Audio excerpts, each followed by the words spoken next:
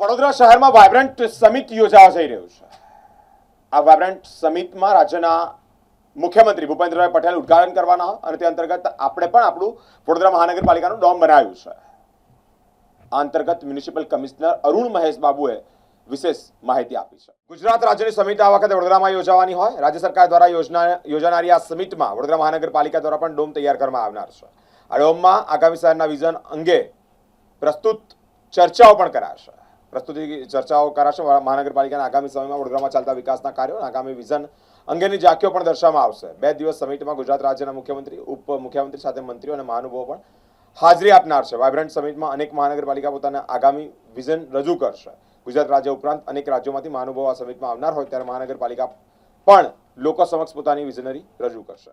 આપ જાણો છો કે અત્યારે આ વખતે regional vibrant Gujarat summit central ગુજરાતનું વડોદરામાં આયોજન જીએસએફસી ખાતે થઈ રહ્યા છે।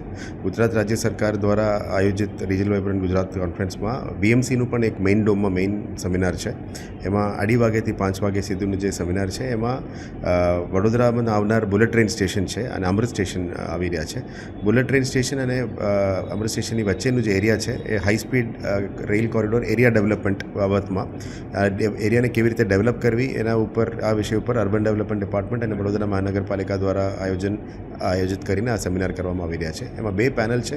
એક નેશનલિસ્ટિક પર્સપેક્ટિવમાં કેવી રીતે ડેવલપમેન્ટ હોવું જોઈએ, વિકસિત ભારત 2047નું જે વિકસિત ભારત 2047 વિઝન છે એને મધ્યમાં રાખીને કેવી રીતે ડેવલપમેન્ટ હોવું જોઈએ, જેમાં બાકી સિટીઝ 4 સિટીઝ પણ છે। અને સાથે સાથ વડોદરાની લોકલ પર્સપેક્ટિવની સેકન્ડ પેનલ છે। એમાં લોકલ એરિયા ડેવલપમેન્ટમાં હાયર એફએસઆઈથી કેવી રીતે કામ થઈ શકે, ટીડીઆર એક્સચેન્જથી કેવી રીતે કામ થઈ શકે, નવા કયા એલિમેન્ટ્સ આપી શકાય, ત્યાં આપણે સેન્ટ્રલ સિટી સ્ક્વેર બનાવવાનું પણ એક આયોજન ચાલી રહ્યા છે। આ બધા ઉપર ચર્ચા થવાના છે। આ ચર્ચા વિમર્શ કર્યા પછી રાજ્ય સરકારને આમાં રિપોર્ટ પણ સબમિટ કરીશું। આના આધારે જે પણ સૂચનાઓ રાજ્ય સરકાર તરફથી આવશે એના ઉપર વડોદરામાં આ ડેવલપમેન્ટ અમે કરવા માટે નક્કી કર્યું છે।